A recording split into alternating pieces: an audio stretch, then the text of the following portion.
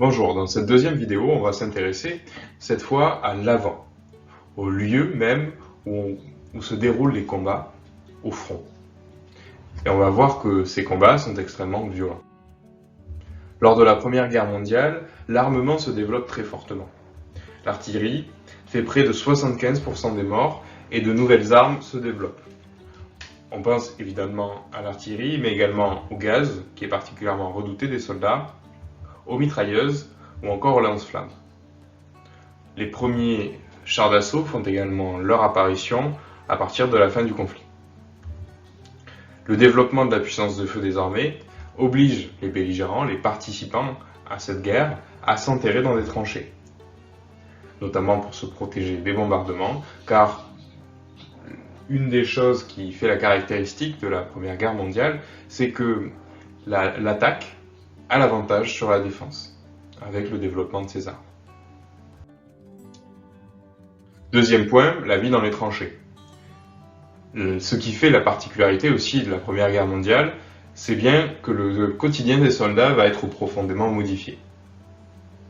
En effet, les soldats s'enterrent dans les tranchées et les combats, ils sont très violents. Les armes sont très meurtrières, on pense aux obus, au gaz ou encore au très redouté shrapnel.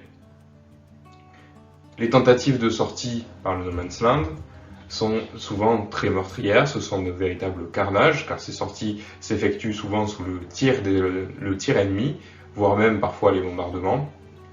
Et les combats, parfois, se déroulent au corps à corps, les fusils étant armés de baïonnettes, qu'on voit ici. La vie dans les tranchées est donc difficile à cause de la violence, mais également du manque d'hygiène.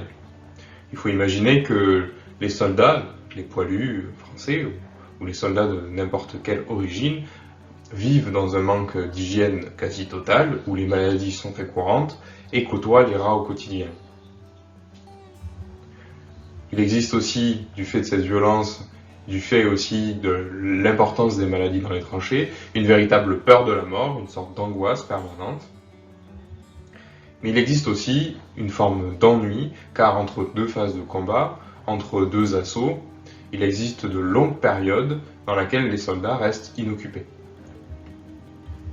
Les soldats profitent alors de ces périodes d'accalmie pour écrire, pense à des lettres à sa famille, mais également à des témoignages pour exprimer ce qu'ils ressentent, pour témoigner donc de leur expérience de soldat. Et c'est pour cela, d'ailleurs, qu'on connaît si bien le quotidien des soldats pendant la Première Guerre mondiale, c'est bien parce qu'il y avait ces temps d'accalmie, ces temps aussi où les soldats prenaient le temps d'écrire.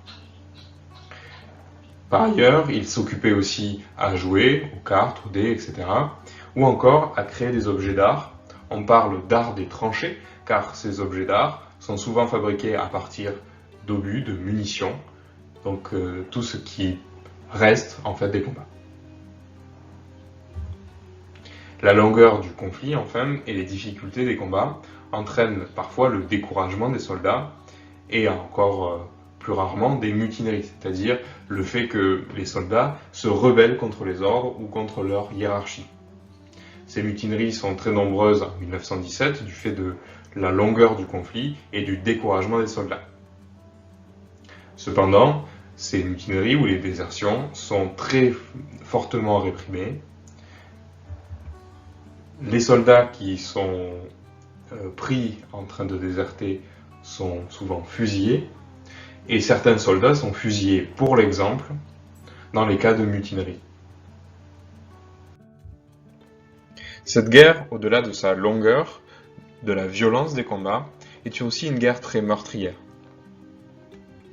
La Première Guerre mondiale fait un nombre très important de victimes, et les grandes batailles, comme celle de Verdun, sont particulièrement meurtrières. Verdun, pour la seule bataille de Verdun, fait plus de 300 000 morts et plus de 400 000 blessés.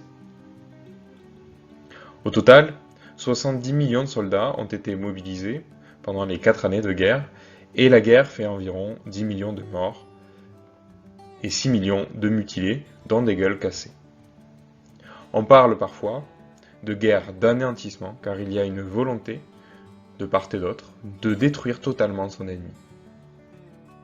En résumé, On a une guerre qui est nouvelle par le développement de l'armement, une guerre dans laquelle, pour la première fois, l'offensive est supérieure à la défensive, d'où le fait que se développent des tranchées. Ce qui est nouveau aussi, c'est l'extrême violence des combats et la difficulté de la vie au front. Cette guerre, enfin, est très meurtrière et fait plus de 10 millions de morts.